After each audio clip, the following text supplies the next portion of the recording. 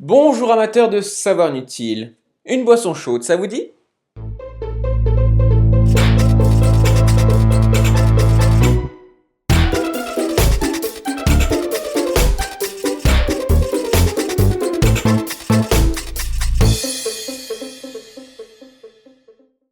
Moi j'adore les mugs avec dessus mes jeux vidéo, films et séries préférés.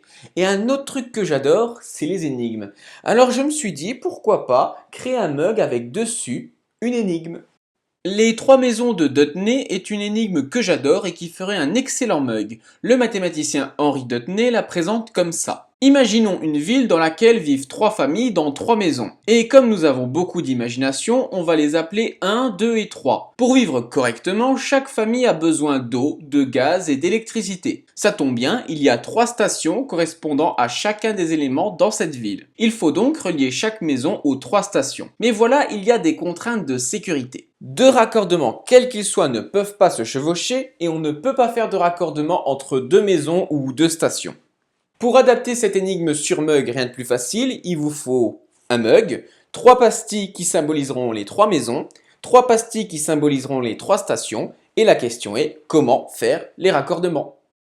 On peut essayer de les relier intuitivement, mais on voit beaucoup trop d'erreurs. Si on essaye de façon plus intelligente, toujours pas. On est alors en droit de se demander est-ce que c'est possible? Cette énigme s'inscrit dans la théorie des graphes, la branche des mathématiques qui étudie les graphes. J'en ai déjà parlé dans plusieurs de mes vidéos, mais petit rappel rapide.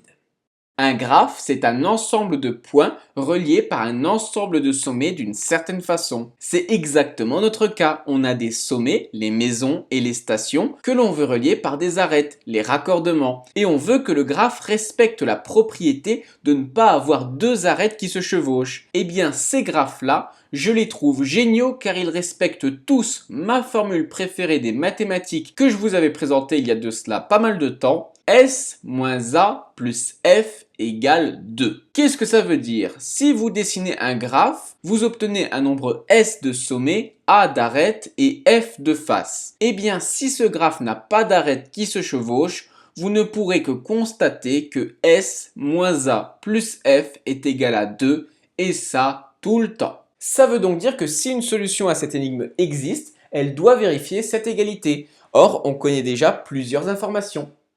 S, les trois maisons plus les trois stations, ça fait 6. Et A égale 3 raccordements par maison, ça fait 9. On peut donc déduire le nombre de faces que devrait avoir notre solution. Ça fait F égale 5. Comme deux raccordements ne se croisent jamais, une arête délimite à chaque fois deux régions. On peut donc calculer le nombre moyen d'arêtes par région. Ça fait 3,6. Ça veut dire qu'il existe une zone qui est délimitée par 3 ou 2 ou un raccordement. Une zone qui est délimitée par une seule canalisation, ça veut dire une boucle. Et c'est impossible car on a tout juste le nombre de canalisations qu'il nous faut dans nos calculs. De même, deux arêtes est impossible car cela veut dire qu'on relie une station deux fois à la même maison. Trois arêtes signifie qu'on aurait une formation triangulaire, ce qui est interdit par la deuxième règle de sécurité. Un graphe qui résout cette énigme dans ces conditions n'existe donc pas. Impossible alors pour nos trois familles de vivre convenablement.